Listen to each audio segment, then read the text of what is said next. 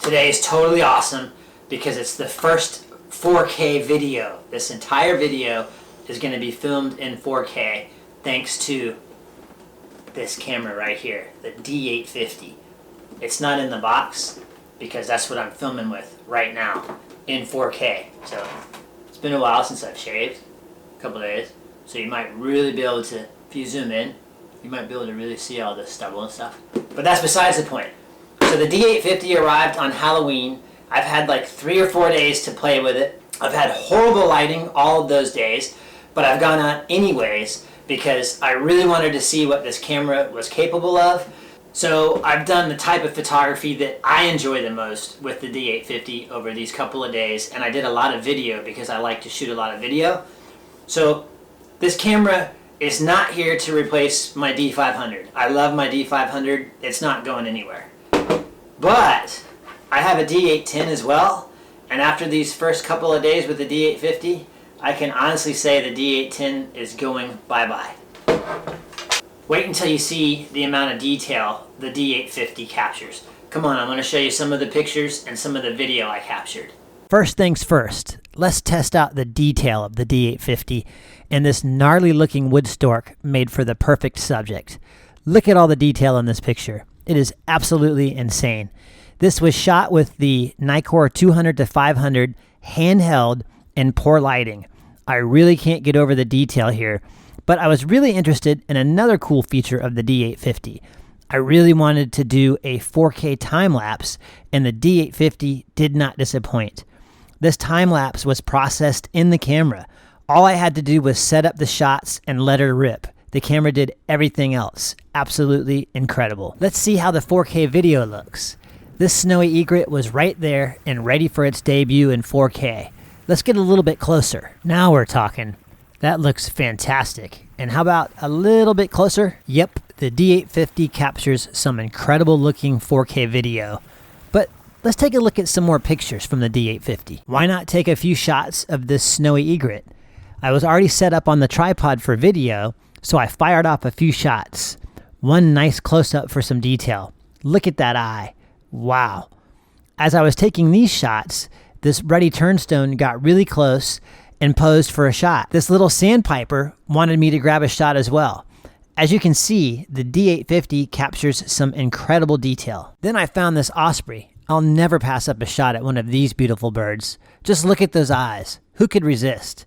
What an incredible looking bird. Enough of the stationary birds for the time being. Let's see if we can capture birds in flight.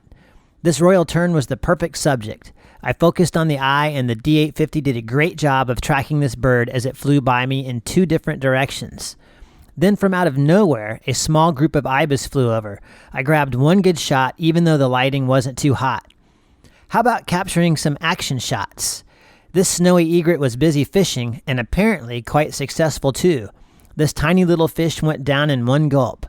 Right after that, I spotted this little blue heron who had just grabbed a fish. I know this bird isn't blue. This is an immature bird. It will turn blue when it reaches adulthood. Back to the snowy egret for some nice rock hopping.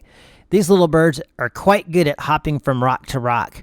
This gave me the perfect opportunity to not only capture some action, but also some short bird in flight shots. My, what big eyes you have. This totally awesome bird is a black-crowned night heron. Those big eyes help this bird see better at night. This is when you usually find them, and they're usually busy hunting along all of the rocks. One of my favorite birds that I rarely get to see during the day. And then I found a young brown pelican who had just swallowed a very large fish. Look at this picture. I think this is my favorite brown pelican shot to date, and it will most likely end up as a canvas on my wall. I just need to find some more wall space. I know I've got some somewhere. Anyways, what an incredible looking picture. Enough of the large birds. Let's see if we can find some smaller ones. They are always much more of a challenge to photograph. First up is this eastern phoebe, an awesome little bird that is part of the flycatcher family. Then I found this northern parula tucked away in the leaves.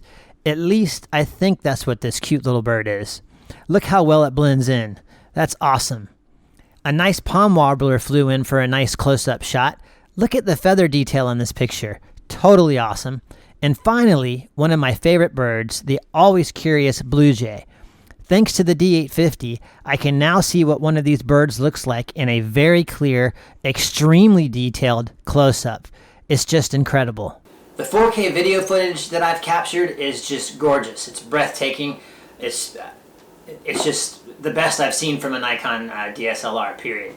The image quality has pretty much left me speechless. It is second to none.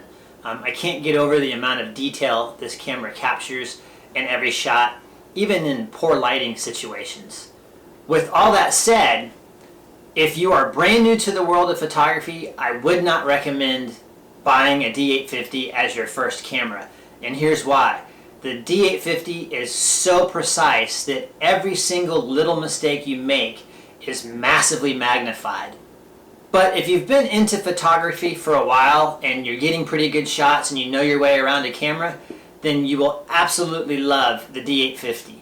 If you're thinking about getting the D850 to replace the D810, I would highly suggest it. If you're thinking about getting the D850 to replace the D500, I haven't spent enough time with it yet to determine whether or not it would replace the D500 in my eyes. The setup and technique for the D850 is also a little bit different than the D500. And in the coming weeks and months, as I spend more time with this camera, you can expect a lot of videos. I'll show you exactly how I set it up, how I get the best images, all that good stuff. So thanks for watching. I can't wait to share more information with you on this camera. I just wanted to get this out there really quick and show you the detail that's capable with this camera. So if you haven't subscribed yet, go ahead and hit the thumbs up wherever it is, like right here, over there I think, and comment. Let me know what you thought of these pictures, because to me they're just blowing my mind. See you later.